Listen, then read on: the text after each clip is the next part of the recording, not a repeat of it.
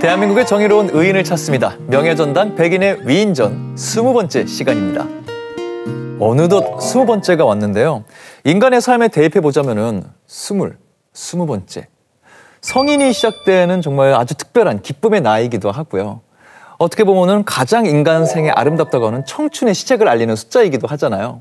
그렇게 생각했을 때 많은 의인분들을 저희가 소개하고 의인분들을 만나는데 지금만큼 활기찬 시기가 또 있을까? 라고 해석할 수도 있을 것 같아요. 의미 붙이는 데는 그야말로 천재 이승국 바로 떠오릅니다. 그런데 그런 승국 씨 혹시 20살 때 기억나세요? 20살 때요? 네.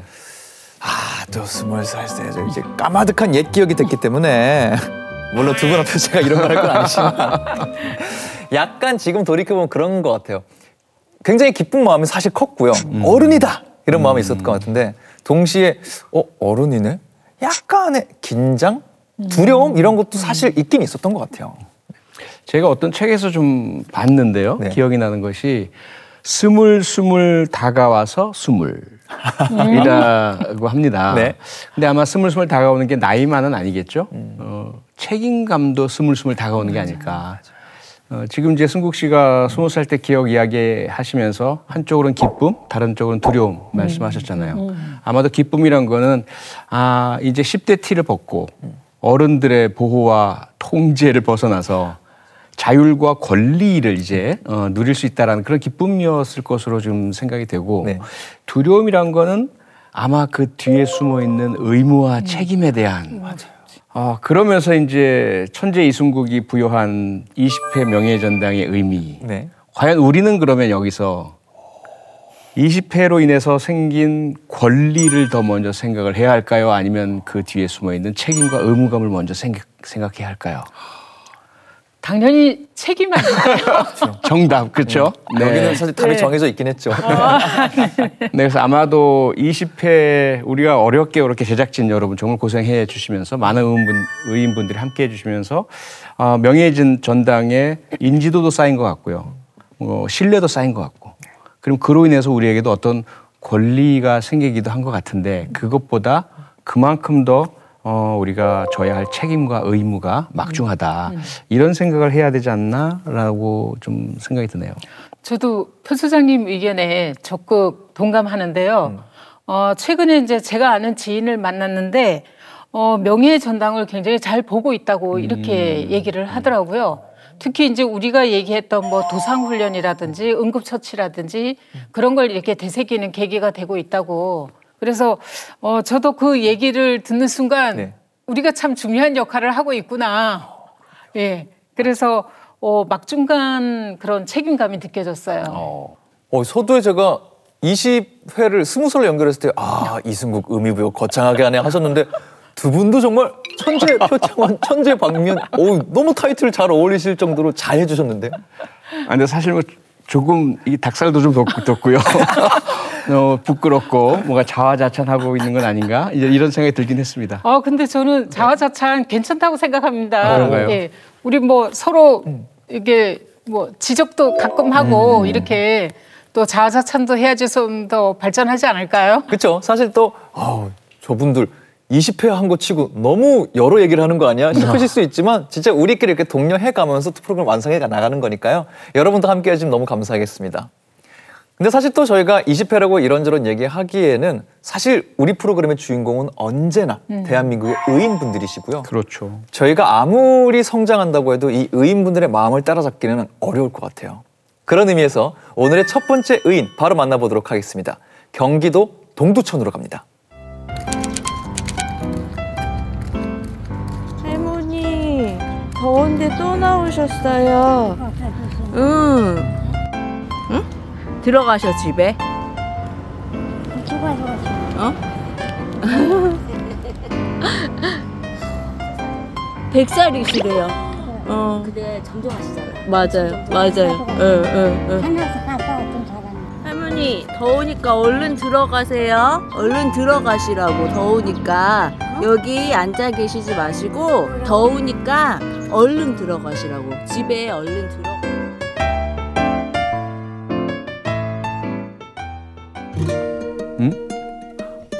중학교 찍- 2학년 학생. 네. 영상 찍으신 분이 아니고 중학교 학생이 돈을 건넸고요. 건넸다고 하는데 뭐 남학생이 저렇게 채소를 사는 건 진짜 보기 드문 광경인데. 그쵸. 좋지 않아요? 네. 그날이 동두천의 날씨가 굉장히 더운 날이어갖고 30도가 조금 넘는 날씨였거든요. 근데 할머니가 오랜만에 나오셨어요. 제가 이제 현금이 있으면 원래 사드리는데 그날 현금이 없어서 나물 따갖고 오신 거 못 사드리고 음료수를 갖다 드렸는데 음료수 갖다 드리고도 계속 신경이 쓰여서 이제 보고 있었거든요. 중학생인지 남학생이 교복 입고 지나가는데 계속 어떻게 할 줄을 모르더라고요. 그 장면을 보고서 제가 계속 지켜보게 된 거예요. 3만 원을. 네. 아이가 할머니한테 돈을 드리고 할머니는 아이한테 뭐라도 가져가라 이렇게 권하는 모습이었고, 그래서 아이는 괜찮다고 돈만 드리고 가려는 거를 이제 할머니가 붙잡고 요거라도 갖고 가라 하고 친구가 이제 강낭콩을 집어들었어요. 요즘 아이들 같은 경우에는 길거리 지나다니다가도 이제 핸드폰을 보고 가잖아요. 근데 이제 그 모습이 조금 특이해서 계속 지켜봤던 거고, 이제 아무래도 눈길이 더 가서 제가 그 모습을 촬영을 하게 된 것 같아요. 제가 서두에 20살이 뭐네, 어른이 뭐네 했는데 제가 앞에 했던 모든 발언 사과드리겠습니다. 이게 어른이 된다는 건 나이가 중요한 게 아니고 맞아요. 어떤 마음을 갖고 있고 마음이 얼마나 넓느냐 이걸로 봐야 될 것 같다는 생각이 들어요. 그렇죠. 중학교 2학년이면 사실은 용돈을 받는다 해도 돈이 그렇게 많이 쌓이기 어려운 나이고요. 어떻게 또 저런 돈을 할머니께 드릴 생각을 했는지, 그리고 꽤나 큰 돈이었을 텐데 선뜻 줄 수 있었는지 굉장히 좀 궁금해지는 영상이네요. 그 정확히 얘기를 하면 네. 용돈이 아니라 그 한 푼 두 푼 모았던 네. 비상금이었습니다. 그래서 5만 원권 이제 한 장을 갖고 있었는데 네. 이거를 학생이 고민하다가 편의점에 가서 10,000원권 5장으로 이렇게 바꿔가지고 그 할머니께 이제 3만 원을 드린 겁니다. 네. 그럼 이게 심지어 놀라고 갖고 있던 것도 아니고 비상금이었으니까 본인 전 재산을 다 드렸다고 봐도 되는 거예요? 그렇죠. 학생은 이제 채소값을 드렸으니까 이제 판 거나 다름없잖아요. 그러니까 무더운 날씨에 얼른 이제 집에 들어가셨으면 좋겠다. 그런 취지로 이렇게 했던 건데 네. 그 할머니 입장에서는 이제 또 3만 원을 받았으니까 그 채소 중에서 뭐 아까 보니까 부추가 보이더라고요. 부추하고 강낭콩도 있고 그러니까 좀 갖고 가라 이렇게 서로 실랑이를 하는 아름다운 실랑이의 모습, 그게 이제 연출이 된 거였죠. 그래서 이 학생을 알아보니까 동두천 중학교 2학년 옥현일 군이었습니다. 네. 정말 기특하고 대견하네요. 존경스러울 정도예요. 사실 지금도 그렇잖아요. 우리가 지나가다 보면 어르신들이 길거리에서 이렇게 채소나 파시는 분들이 꽤 계시잖아요. 맞아요. 근데 다들 뭔가 좀 도와드리고 싶다라는 마음은 있지만 선뜻 그걸 사서 내가 들고 가기도 그렇고 다음에 행선지가 있으니까 그냥들 되게 지나치지 않으실까 싶은데 저도 그랬고. 그런데 우리 중학교 2학년 옥현일 군이 하는 모습을 보고 실천을 하는 모습을 보고 정말 너무 감동적이고요. 할머님 입장에서는 할머님이 100세시라고 하시더라고요. 연세가 많으시네요. 예. 그러니까 100년을 사신 그 엄청나게 오랜 기억들 중에서도 이날의 이 기억, 이 어린 중학생의 행동이 아마도 기억에 오래 남는 그런 한 장면이 아니었을까 생각이 듭니다. 저는 그런 게 좀 궁금하더라고요. 옥현일 군도 본인도 강낭콩을 갖고 갔게 될 거라고 상상을 못 했잖아요. 쭈뼛쭈뼛 이렇게 집에 강낭콩을 갖고 들어갔을 때 어머님은 이걸 보고 무슨 생각을 하셨을까? 이 옥현일 군 어머니도 처음에는 굉장히 황당했다고 합니다. 그랬는데 이제 자초지정 얘기를 듣고 나니까 굉장히 칭찬할 일이잖아요. 그래서 칭찬을 많이 해줬다 그래요. 그리고 아마도 어머니는 그 강낭콩으로 저녁밥을 지으셨겠죠? 굉장히 맛있는 강낭콩밥. 그렇죠. 세상에서 가장 맛있는 강낭콩이 얹어진 그 밥이 아니었을까 생각이 드는데 그 이후에도 사실은 조금 더 이야기를 덧붙이자면요. 네. 제가 조사를 좀 해봤는데 네. 이 이야기가 여기저기 이제 입을 타고 알려지게 되었어요. 네. 그래서 이 옥현일 군이 다니는 학교에서도 알게 되어서 옥현일 군에게 표창장을 수여했다고 합니다. 그리고 네. 거기에서 더 나아가서 동두천 시의회에서도 이 훌륭한 청소년을 대상으로 해서 표창장을 수여했다고 합니다. 아, 이런 친구에게는 표창장 없는 거라도 만들어줘야죠. 그렇죠. 표창원이라도 드려야죠. 그럼 우리 박수라도 드릴까요? 우리라도 뭐라도 드릴까요? 정말로요? 진짜. 아, 너무 잘하셨어요. 이렇게 또 저희 마음을 전해봤는데 사실은 또 한 번 우리가 좀 지켜세워드리고 칭찬도 함께 드려야 될 분이 있어요. 사실 영상 초반부에 음료수도 건네주시기도 하고 할머님께 지속적 관심을 갖고 계셨던, 그리고 또 그 덕분에 영상을 통해서 전 국민이 옥현일 군의 선행을 알게 만들어주신 공방 사장님이 또 계시거든요. 네, 맞습니다. 사실 이 할머님께서 이 채소를 파시는 그곳, 그곳이 바로 공방의 맞은편에 있대요. 그래서 평상시에는 이 공방 사장님도 걱정이 되시고 하시니까 자주 이제 할머님께 가서 채소를 사주시고 빨리 들어가시라고 이렇게 이제 해오셨다고 해요. 그런데 이날 어쩐 일인지 현금을 안 가지고 나오셨대요. 그래서 채소를 못 사시니까 안타까워서 음료수만 사드리고 그리고는 이제 휴대전화로 혹시라도 무슨 일이 있지는 않을까 이렇게 이제 준비하고 촬영을 하고 있었는데 이 옥현일 군이 다가와서 또 중학생이 와서 그러니까 어린 학생의 선행을 촬영할 수 있는 이런 상황이 된 거죠. 그 결과 사실 본인이 계속 해오시던 선행은 남들은 몰랐지만 다른 사람의 선행을 촬영해서 알리게 됨으로써 훨씬 더 많은 분들에게 감동을 주고 저희도 지금 그래서 알게 된 거잖아요. 맞아요. 공방 사장님께도 정말 큰 격려와 감사의 말씀을 드리고 싶어요. 말 나온 김에 공방 사장님께도 저희가 박수 한번 드릴까요? 네. 그럼요. 너무 감사합니다.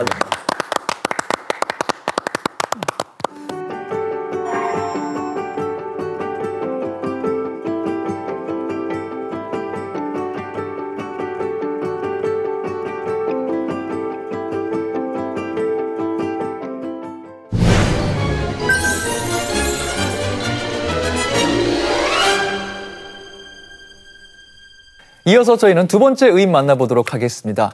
이번에 거리에서 벌어진 일이라고 하는데요. 조금 위험한 상황이 펼쳐졌습니다. 경기도 성남시로 갑니다. 지금 중앙선을 이렇게 운행하면 안 돼요. 와. 어이구. 어허. 예. 지금 유리 파편이 날리고 좀 세게 박았어요. 네. 의식불명이네요. 운전자. 아, 그렇군요. 이제 가속 페달에서 지금 나는 계속 밟고 연기군요. 있어요. 네. 어. 페달을 계속 밟고 있어요.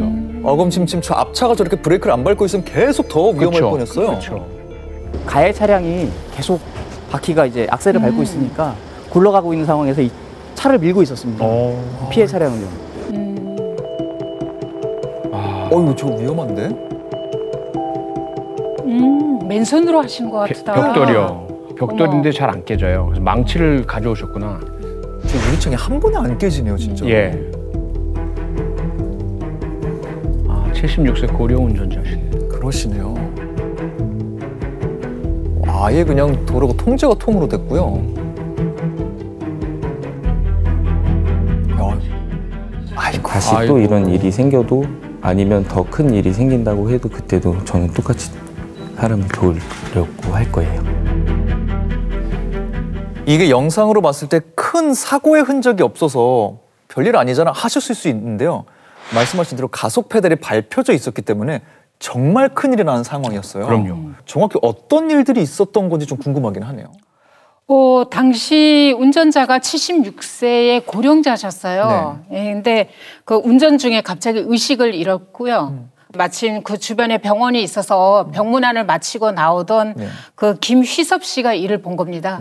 그래서 주변에 이제 벽돌이 있으니까 벽돌로 이제 1차 가격을 했는데 이제 잘 깨지지가 않아서 인근에 있는 이제 점포에서 이제 망치를 빌려와가지고 그 유리창을 깨고 차문을 열었는데 이제 이 과정에서 아까 보신 것처럼 손이 이제 찢어지는 그런 부상을 입게 됐습니다. 아, 그래서 이 유리창 깬 분과 의식 잃으신 어르신을 꺼내신 분 두 분이 그래서 달랐던 건가요? 네, 그렇습니다. 이제 그분이 이제 길요섭 씨인데요. 이분은 당시에 이제 신호등에 이제 그 길을 건너려고 이제 서 있었는데 그 네네. 광경을 보게 된 거예요. 네. 그래서 사고를 목격을 하고 50m를 달려와서 차문이 열리니까 기어가 아까 가속 상태로 돼 있는데 제대로 위치에다 놓고 이제 운전자를 밖으로 이제 꺼내가지고 이제 옮기게 됐는데 사실 이 두 분 덕분에 이제 의식을 잃었던 운전자가 생명을 구할 수 있었습니다. 그럼요. 두 분이 번갈아가면서 정말 큰 일을 해주셨는데 운전자분이 76세 그리고 고령의 어른이셨어요. 건강 상태 지금은 괜찮은지 좀 걱정이 되더라고요. 네, 보셨다시피 바로 119 신고를 한 덕분에요. 응급구조차가 바로 현장에 도착을 했고요. 그리고 병원으로 이제 후송이 됐습니다. 네. 병원에서는 이제 응급조치 이후에 이 어르신에 대해서 검사를 실시했습니다. 네. 그 결과 네. 심장 판막에 출혈이 발견이 됐습니다. 바로 신속히 조치를 취한 바람에 생명에는 지장이 없는 것으로 지금 확인이 됐고요. 한 가지 꼭 짚어봐야 될 것이 최근 들어 고령 운전자 사고가 네. 급증하고 있다는 겁니다. 지난해 통계를 보면요. 네. 교통사고 전체는 그 전해보다도 1만 3천여 건이 줄어들었습니다. 오, 네. 네, 다양한 이제 노력의 결과겠죠. 그런데 고령 운전자 사고는 오히려 4만 2천여 건으로 역대 최고치를 기록하는 등 급증하고 있습니다. 역대 최고치를요. 네. 저도 관련 기사 몇 개 봤던 기억이 나는데 고령 운전자분들의 사고가 이렇게까지 급증하는 이유 혹시 있을까요? 뭐니 해도 아무래도 고령 운전자의 수가 늘어난 것. 그러니 당연히 이 모수가 늘어나니까 그 안에 사고자 수도 늘어나는 것은 당연하겠죠. 맞네요. 얼마나 늘어났냐 하면요. 네. 2005년에 고령 운전자 비율이 2.9%였습니다. 네. 그런데 네. 그 지난해는 약 20년 만에 얼마로 늘어났냐면 전체 운전자 중에 고령 운전자가 21.6%. 10배 가까이 늘었어요. 그렇습니다. 거의 10배 가까이 늘었고 예. 운전자 거리에서 이제 보이는 차량들 중에 결국 이제 5대 중에 1대 정도는 고령 운전자다. 이제 이렇게 보실 수가 있는 거죠. 네. 그런데 사실 그렇게 수도 많아지시긴 하셨지만 자연적인 생리적인 변화도 당연히 있죠. 고령이 되면 될수록 인지 능력도 좀 저하가 되고요. 반응 속도, 운동 신경 이런 부분들은 다 저하가 될 수밖에 없거든요. 순발력도 마찬가지죠. 급작스러운 상황에서 아무래도 대처 능력에 문제가 생길 수가 있고 그래서 사고가 증가한다. 이렇게 볼 수가 있습니다. 여기에 더해서 이제 한 가지 더 말씀드리고 싶은 것은 운전자들 중에 고령자들 상당수는 이제 약을 복용하고 계시는 경우가 많거든요. 그렇다 보면 약물 중에 보면 그 진정작용이 있다든지 아무래도 약의 영향으로 인해서 운전 중에 집중을 좀 저하시킬 수 있는 이런 요소도 있고요. 네. 또 한 가지는 차량이 많이 변화했잖아요. 기술도 많이 변화하고 반자율주행 뭐 이런 부분들이 익숙하지 않으신 고령 운전자들께서 오히려 더 안전해지라고 향상된 새로운 기술이 오히려 사고를 유발하는 이런 요소들도 발견이 되고 그럼 이분들 입장에서는 급발진이다. 차가 저 혼자 움직였다. 나는 브레이크를 밟았는데 차가 나갔다. 이렇게 느끼시는데 사실은 알고 보면 브레이크가 아니라 이 가속 페달을 작동하는 이런 경우들도 발생하고 있어서 일단 고령 운전자분들의 어떤 사고 증가 요인은 다양하게 지금 분석이 되고 있습니다. 그렇군요. 그래서 최근에 고령자분들의 운전면허 반납 이거를 권유를 하고 있잖아요. 근데 실질적으로 반납하는 경우는 그렇게 많지는 않다고 합니다. 내가 지금 70대가 어떻게 됐을까 상상을 해봐도 쉽지는 않을 것 같기는 해요. 일단은 뭐 평균 수명이 늘어났기 때문에 20년 전, 30년 전 7, 80대 어르신분들의 우리가 신체 기능을 생각할 때랑 지금이랑은 보면 다른 부분도 분명히 있고요. 그러다 보니까 많은 분들이 제가 넘겨짚기로는 이제 나이가 드는 것도 사실 좀 서러운 일인데 나 이제 운전도 못하는 사람이라고 국가가 이제 공인하는 거야? 약간의 자괴감? 박탈감? 이런 마음도 있으시지 않을까 좀 상상을 하게 되네요. 사실 일상 속에서 운전면허를 반납하고 난 다음에 발생하는 그 불편함? 이게 저는 좀 또 요인이 클 것 같아요. 네. 네. 젊은 사람들이 흔하게 이용할 수 있는 대중교통 이런 것도 이용하는 데 있어서 굉장히 그 불편을 느낄 수 있잖아요. 그렇죠. 그래서 현실적인 그러한 불편이 좀 큰 것 같고요.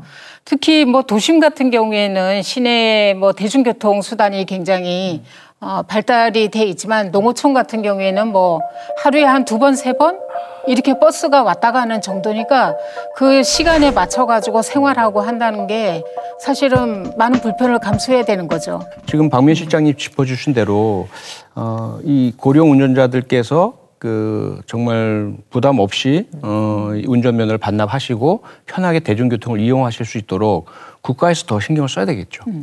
요즘은 운전 졸업이라는 말이 있다고 하죠. 많은 고민이 있으시겠지만 그래도 이 결정이 나와 내 주변 사람들, 우리 사회의 안전을 위한 졸업을 하는 거니까요. 멋지게 졸업하시고요. 오히려 우리 사회 안전 지킴이로서 신입생 생활을 해보시는 건 어떨까 싶습니다.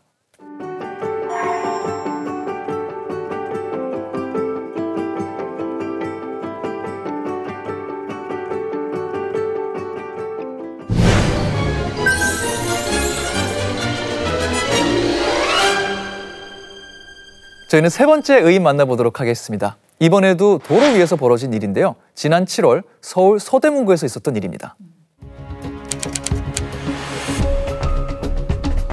오, 정류장에 사람이 쓰러졌네요. 그러게요. 버스 기사님이 지금 기사님. 내리셨어요? 주변에 심폐소생. 사이에서 호흡도 없고 의식도 없고 맥박도 없으신 분이 계셔가지고 그래서 119 신고를 하고 그다음에 바로 심폐소생술에 들어갔죠. 아마 주변에서는 이거 잘 못하셨던 것 같고 기사님이 지금 나서셔야 뭔가 지금 의식 회복하셨어요. 할아버지 쓰러짐, 입에 거품 그렇게 들어왔어요. 병원에 이송됐고 승객께서 훈훈하네요. 네, 감동하신 것 같아요. 7년 전에 과거에도 교육을 지속적으로 받다 보니까 심폐소생술이 몸에서 자동적으로 반응을 해가지고 그냥 자연스럽게 된 것 같습니다. 버스 안에서 어떤 일이 벌어졌을 때 기사님이 나서시는 경우 저는 그런 거 몇 번 봤거든요. 근데 정류장에 누가 쓰러졌고 그 옆을 운행하던 버스의 기사님이 내려서 누군가를 살리는 그림은 저는 처음 봤던 것 같아요. 어떤 상황이었는지 조금 더 보충 설명 가능할까요? 저 때 시간이 밤 10시 30분이었어요. 버스 정류장에서 60대 남성이 쓰러진 겁니다. 그런데 이제 주변에서 이제 심폐소생술이나 이런 쪽에 응급처치를 할 수 있는 그런 분이 아마 없었던 것 같아요. 그래서 이렇게 막 우왕좌왕하고 있고 그냥 그 쓰러진 분 주변에서 이렇게 둘러싸고 있는데 마침 거기를 지나고 있던 그 버스의 운전기사분이 그 상황을 발견을 하고 급히 내려가지고 심폐소생술을 해서 이제 4분 만에 의식을 찾을 수 있도록 이렇게 도왔습니다. 정말 일단은 너무 다행이라는 생각이 들고요. 우리가 영상으로도 봤지만 심폐소생술 성공한 것조차 뛰어넘는 어떤 그림이 뒤에 더 있었어요. 기사님이 이분을 살리기 위해서 버스를 어쨌든 멈춘 거란 말이죠. 그렇죠. 저기가 사실 저희 옆 동네라서 저도 교통 상황을 좀 잘 알고 있는데 저기서 버스가 멈추기에는 차량 굉장히 통행량이 많은 곳이에요. 근데 그 누구도 기사님께 기사님 왜 빨리 안 가요? 항의도 하지 않고 기사님이 좀 지체해서 미안합니다 할 때 오히려 좀 잘 왔다고 말씀하시고 영상도 나온 것처럼 내릴 때 이렇게 주전부리 선물도 좀 주시고 버스 안에 계신 모든 분들이 우리 함께하는 사회구나라는 마음으로 같이 계셨던 것 같아서 개인적으로는 좀 더 따뜻함을 많이 느꼈던 것 같아요. 네, 사실 말씀하신 것처럼 서울 도심 야간에 4분이란 시간 각자에게 어쩌면 상당히 긴 시간일 수도 있고요. 하지만 아무리 어떤 것이 급박하고 중요하다 한들 생명보다 소중하겠습니까? 맞습니다. 그러다 보니까 아무래도 승객분들께서 다들 기다려주신 게 아닌가 싶기도 하고요. 또 하나는 승객분들이 모르면 이 뭐야 왜 안 가 하실 테지만 직접 보셨잖아요. 여기서도 보였지만은 그 급박하게 심폐소생하는 그 동작들 다 보셨기 때문에 아마도 그 모든 승객들께도 그 4분은 가장 감동적인 어떠한 손해나 희생보다도 더 값진 그런 4분이 아니었을까 싶네요. 근데 더 특별했던 거는 기사님이 이번이 처음 이런 선행을 행하신 게 아니라 영상에 짧게 나왔지만 7년 전에 이미 버스 안에서 의식을 잃으신 분을 구하신 적도 있었어요. 그래서 그렇죠. 특별한 경험이 있으신 분이던데요. 네네. 그런데 그때는 사실은 버스 안에서 승객분이 쓰러지셨다 보니까 그래도 기사님께서 본인의 책임이라고 생각하셔서 그러실 수도 있겠구나라는 생각을 할 수도 있는데 이번에는 전혀 버스 안도 아니고 승객도 아니고 그냥 정류장에 쓰러져 계시는 시민인데도 바로 달려가셔서 아까 이제 말씀이 몸이 따랐다라는 말씀을 하셨잖아요. 어떻게 그게 가능했을까? 살펴봤더니요. 현재 이제 서울 시내버스 기사님들은 모두가 의무적으로 매년 4시간씩 심폐소생술 교육 훈련을 받으셔야 된대요. 그러다 보니까 계속해서 교육 훈련을 받으신 상태가 네. 늘 준비된 상태. 언제든 그런 상황이 발생하면 네. 몸이 먼저 응답할 수 있는 그런 상태가 되셨다는 말씀이잖아요. 올해 저 기사님께서요. 28년 차 베테랑이시죠. 그야말로 정영준 기사님이셨고요. 네. 네. 엄지척, 더블 엄지척 네, 드리도록 하겠습니다. 정말 감사합니다. 저도 정영준 기사님께 저도 엄지척 드리도록 하겠습니다. 아니 저도 빠질 수 없죠. 네. 엄지척입니다. 와, 근데 저는 서울 시내 모든 기사님들이 지금 의무적으로 그런 교육을 받으신지 몰랐거든요. 거의 몇 주째 저희가 연달아서 이렇게 우연히도 이 이야기가 계속 나오는 것 같아요. 다시 한번 평소에 응급처치, 안전교육을 해놓는 게 얼마나 우리에게, 우리 모두에게 이로운지 다시 한번 우리가 되새김하는 영상이 됐던 것 같고요. 또 어떻게 생각하면은 내가 매일같이 이용하는 대중교통, 그 교통을 운행해 주시는 버스 기사님들이 내 안전까지 책임져 주시는 분들이구나. 굉장히 든든하게 다닐 수 있을 것 같다는 생각이 좀 듭니다. 모든 분들께 감사드립니다.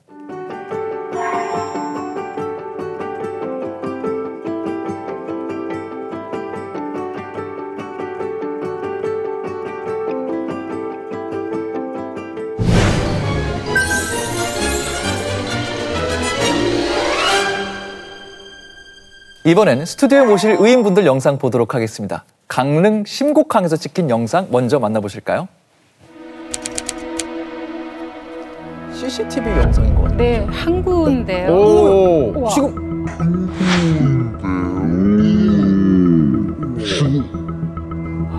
이 무슨 일이었지? 그냥 그대로 돌진하네요. 네. 와, 바다 안으로. 저런 잘못하면 완전히 깊이 가는데요. 우와. 다행히 목격자가 계셨고요. 낚시를 하시다가 뛰어가셨구나.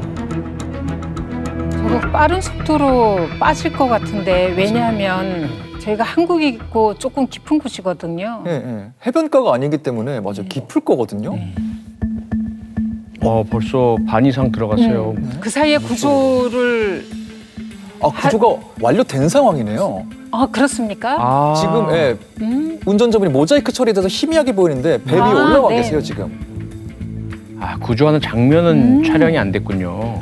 긴박한 예. 상황이다 보니까 영상을 안 담긴 것 같아요. 영상 속 주인공 두 의인이시죠. 홍시호 어르신 그리고 심용택 씨 스튜디오에 모셨습니다. 반갑습니다. 네, 반갑습니다. 안녕하세요. 안녕하세요. 나와주셔서 너무너무 감사합니다. 초대해 주셔서 감사합니다. 아닙니다. 사실 두 분 나오시기 전에 심곡항에서 어떤 일이 있었는지 저희가 영상으로 보긴 했거든요. 네.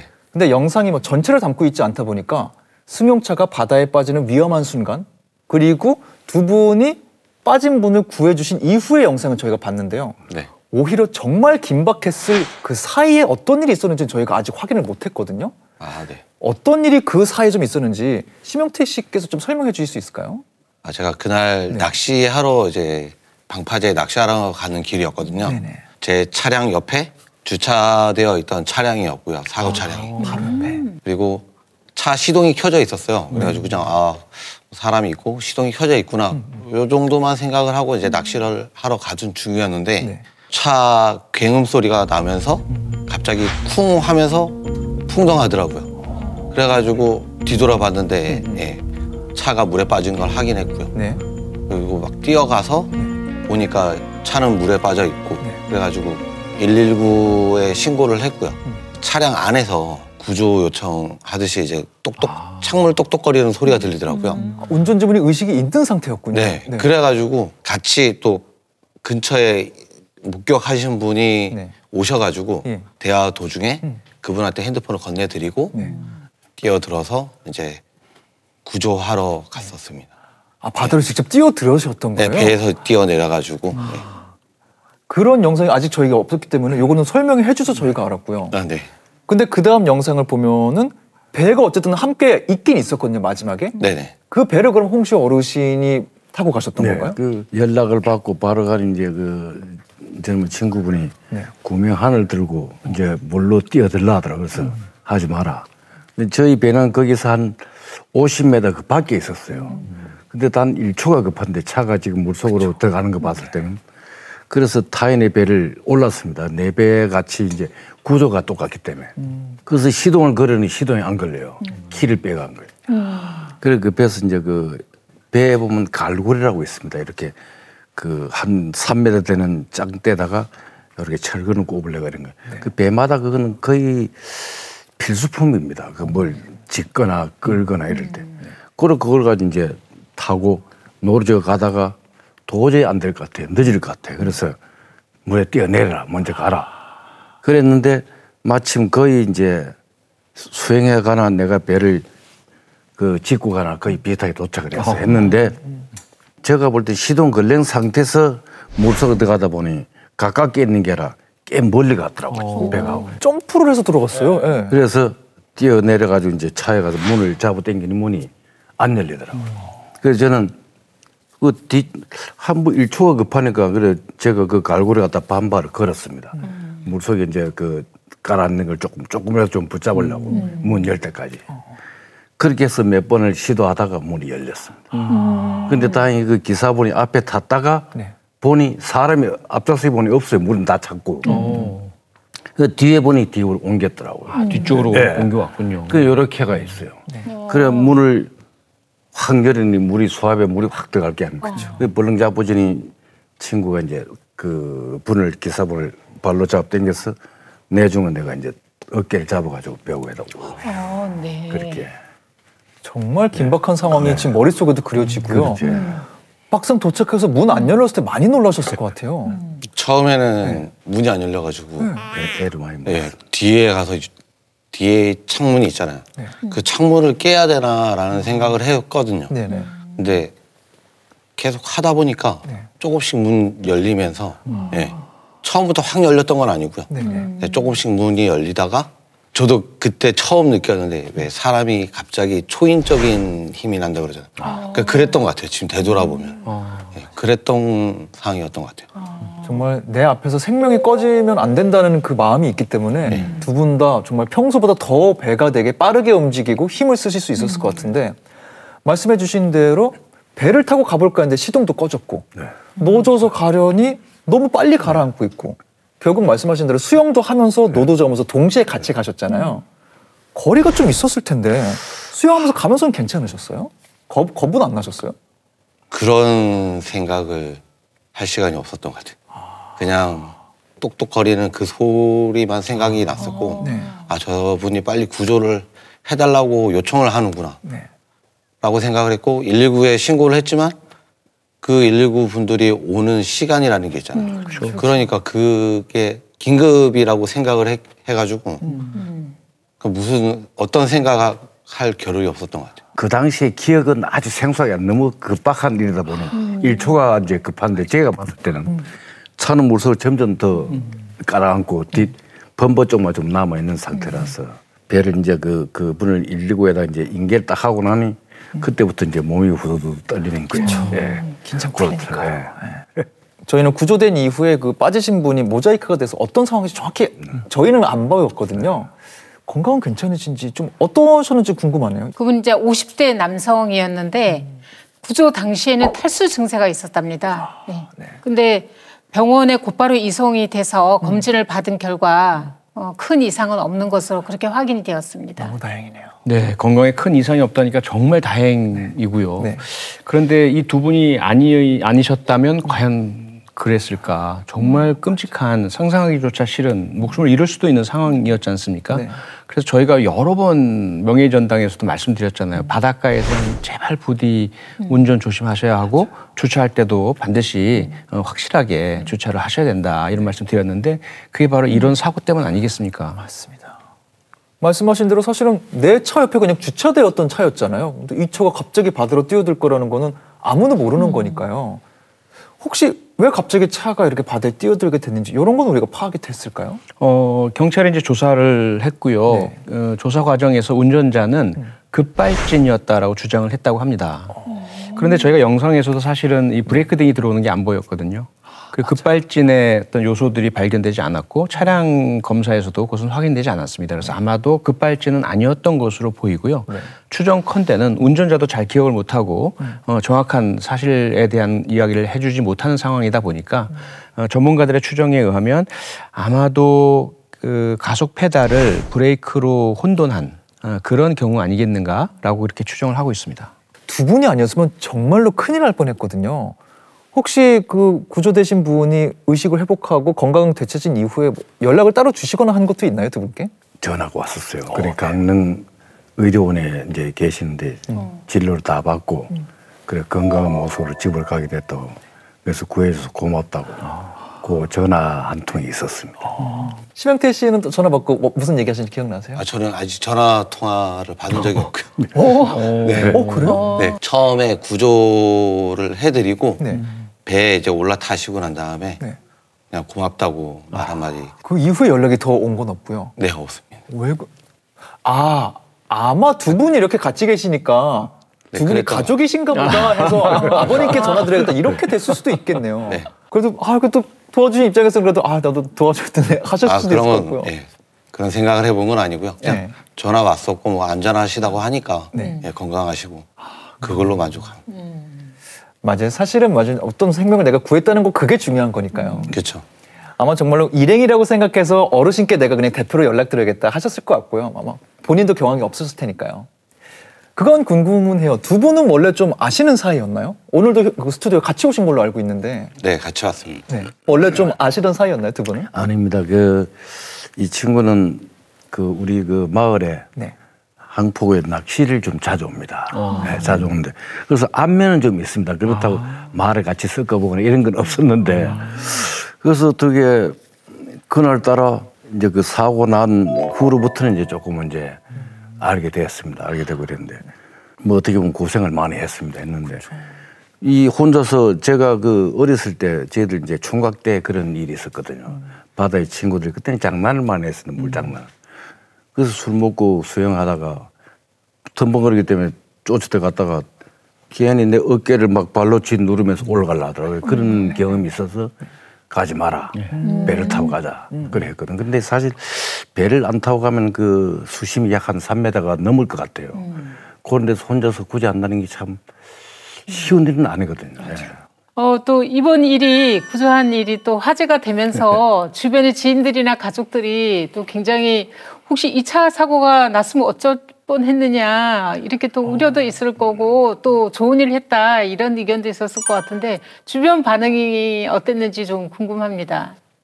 저는 집에서 와이프가 잔소리가 많았고요. 그래서 아내분 입장에서는 주위에서는 또 그냥 걱정 반, 대단하다 뭐 이런 얘기를 많이 들었던 것 같아요. 첫째 딸은 고등학교 1학년이고요. 그리고 지금 둘째 딸은 초등학교 2학년인데 둘째 딸이 더 자랑스러워했던 것 같아요. 첫째 딸보다. 제가 또 낚시를 하러 가던 중이었잖아요. 제가 내가 이런 일이 있었어 했더니 그때 처음에는 와이프가 어떤 상황인지 자세히 몰랐대요. 근데 나중에 뉴스 나오고 이런 걸 보고 정말 잔소리를 많이 했어요. 집에서 쫓겨나는 줄 알았습니다. 어르신께서는? 저는 그리고 제가 이제 전화를 받고 방파제를 쫓아나가는 집 사람이 저희 뒤를 바로 따라왔어요. 따라와서 촬영 이제 카메라 핸드폰으로 좀 찍었는데 그래서 거기 잠깐 나왔을 겁니다. 근데 집사람도 거기 찍을래 찍은 게 아니고 막 급하게서 저는 배 타고 나가지 그걸 어떻게 꺼내가지고 처음서부터 끝까지 찍은 게 아니고 어떤 중간중간 조금씩 찍은 게 이제 그렇게 나왔던 거예요. 그래서 그럼 저희가 본 게 아내분이 찍어주신 영상이에요? 근데 제가 이제 두 분 말씀 듣고 영상을 보고 하니까요. 그렇게 즉각적으로 반응하시고 제대로 대처하신 게 이번이 처음이 아닐 것 같은 느낌이 강하게 들거든요. 과거에도 누군가를 구조해 본 경험이 있으시지 않으십니까? 저도 19년도에 제가 이직을 하게 됐거든요. 여름에 이직을 했는데 가족들하고 해수욕장에서 조개를 잡다가 외국인 분들이 튜브를 타고 오시다가 튜브랑 멀어지시는 분을 봤어요. 그래서 아, 저분 빠졌는데 했는데 튜브랑 점점 멀어지셔가지고 와이프한테 아, 나 저 사람 구해야 될 것 같아라고 얘기를 하고 갔거든요. 그리고 빨리 가서 튜브를 그분한테 던져줬는데 튜브랑 멀어져가지고 던져줬는데 네. 저는 오히려 제가 빠져가지고 이안유에 빠져가지고 그 외국인 일행분들이 네. 그 동료분들이 오셔가지고 저를 구해주셔가지고 예. 서로 구했던 상황이었던 것 같아요. 아, 그 외국인 동료분들이 네네. 구하려다가 구조를 다 저도 구조를 저도 되셨군요. 구해드리고 다른 분들한테 제가 구조를 당했습니다. 와. 정말 특별한 경험이에요. 나도 저 일행에 누굴 구해주고 저 네. 일행도 나를 구해주고 정말 특별한 경험하셨던 기억이 있는 것 같고요. 네. 홍시 어르신도 잠깐 아까 20대 때의 경험 말씀해 주셨는데 그때도 그럼 어쨌든 친구를 구조하는 과정의 경험을 말씀해 주신 것 그렇죠. 같아요. 예. 근데 그 당시에는 몰랐습니다. 모르고 이제 친구들. 근데 지금 와서 생각하면 참 그때도 굉장히 위험한 그 행동을 했는데 이 사람이 물에 빠지면은 본인이 살려고 그럼요. 상대방을 잡고 예. 뭐 허리고 발끝이 닿는 대로 밀어놓고 지가 올라서려고 그래요. 맞습니다. 물로. 예, 그런 경험이 이제 그 후로부터 많이 또 올랐어요. 그렇죠. 근데 이렇게 얘기를 해보니까 두 분 다 과거에 이미 누구를 구조하신 경험도 있으시고 이번에도 주저없이 나서시고 의인으로서 또 누군가를 구하기 위한 DNA가 두 분 안에 분명히 있는 것 같아요. 그리고 이런 경험을 하게 되면 약간 내 안에도 어떤 변화가 생기지 않을까 이런 생각을 좀 하게 되는 것 같아요. 네. 구조 활동을 하시면서 아, 이런 경험을 하면서 나 이런 게 좀 바뀌는 게 있더라 하는 경험도 하셨나요? 아, 그래서 네. 제가 인명구조원을 이번에 제가 취득을 했습니다. 오. 자격증, 아, 네, 자격증을 땄습니다. 감사합니다. 멋집니다. 네. 멋집니다.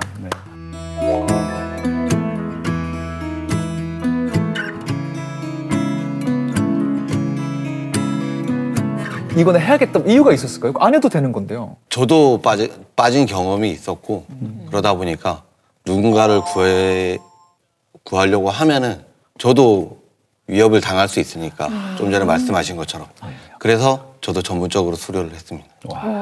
내가 알아야 서로 안전하게 구할 수 있으니까요. 맞습니다. 네, 그래서요. 정말 귀한 일도 하셨고요. 혹시 아내분 잔소리 안 들으시려고 하신 거 아니세요? 와이프도 따는 걸 추천해 줬고요. 그렇죠. 네, 응원을 많이 해줬습니다. 네. 홍시 어르신도 또 어떤 변화가 또 있었는지 궁금해요. 근데 저는 뭐 변화란 건 별로 못 느꼈습니다. 못 느끼고 제가 그 조그마한 식당을 하다 보니 이제 제가 그 식당에 필요한 고기는 동해시나 삼척시에 가서 고기를 이제 경매사를 통해서 사옵니다. 그 길을 많이 다니거든요. 그래서 혹시 이제 늘 다니고 저도 바다를 이제 조업을 좀 합니다만 뭐 부위물이 하나 떠도 그냥 스치고 지나가는 게 아니라 항상 예, 눈이 자동으로 돌아가게 되더라고요. 그런 경험에 비춰서 그런지 나도 모르게 예, 그런 시선이 가더라고 바다 쪽으로. 정말 한 번 선행을 경험하면은 또 다른 선행의 이 시야가 넓어질 수밖에 없는 것 같아요. 그렇지, 네. 두 분 다 그런 변화를 맞이하신 것 같습니다.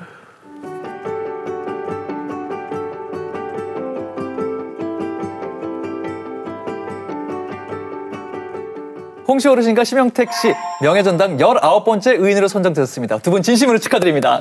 네, 감사합니다. 네. 글쎄 참 저는 그렇습니다. 뭐 의인이라는 그런 단어조차도 좀 듣기도 좀 그렇고 그 당시에는 뭐 아무 생각 없이 그냥 차가 물속에 스며드는 걸 보고 무의식에 그분을 구제해야 되겠다, 살려야 되겠다는 그 생각 하나만 있었지. 뭐 의인이다, 뭐 누가 불러서 뭐 저를 이제 저 이름 석자를 내세우는 것도 참 바라지는 않습니다. 않는데 참 이렇게까지 해주시니 그래서 뭐 저는 아직까지도 좀 담담합니다. 그냥 뭐 아무 생각도 없고. 너무 과분한 명칭을 주셨고요. 그러니까 어느 누구나 분명히 옆에 누구가 행인이 쓰러지셨어도 뭐 CPR이나 이런 거 다 119 신고하시고 다 기본적으로 하시는 행동들이거든요. 그러니까 저는 너무 과분한 명칭을 주셔가지고 좀 감사합니다. 두 분 오늘 대화 나누시면서 어떠셨는지 궁금해요.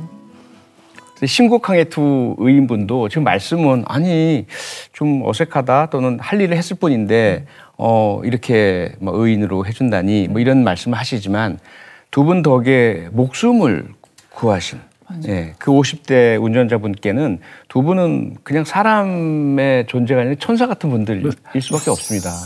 두 분의 어떤 의인이 계셨다는 것이 그분에게는 정말 행운이고 또 삶의 은인이다 이렇게 생각이 들고 우리 곁에 이 두 분 같은 홍시호, 심용택 두 분 같은 의인들이 늘 우리 이웃에 있다는 것이 얼마나 든든한지 그래서 대한민국이 살만한 곳 아닌가 싶습니다. 두 분께 정말 감사드리고 싶어요.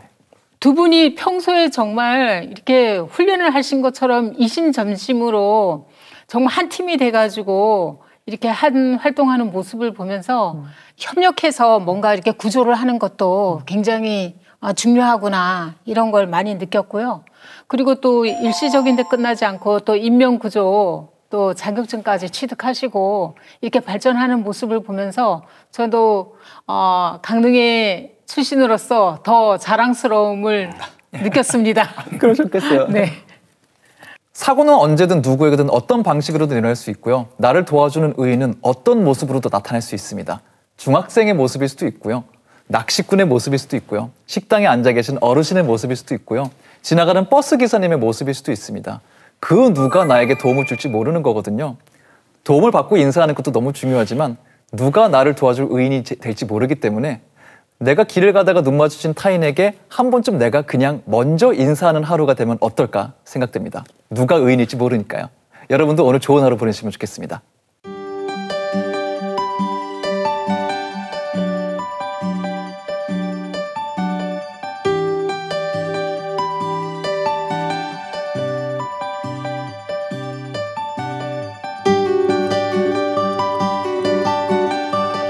대한민국 5천만 국민 모두가 정의로운 의인이 될 때까지, 대한민국이 의인이 필요하지 않은 사회가 될 때까지 명예전당 불은 계속 밝히고 있겠습니다. 저희는 다음에 다시 인사드리겠습니다. 감사합니다. 두 분 너무 말씀 잘해주셔서 정말 두 분 정말 대단하세요. 긴장된다 그러시는데 말씀 두 분 다 너무 잘하시는데요.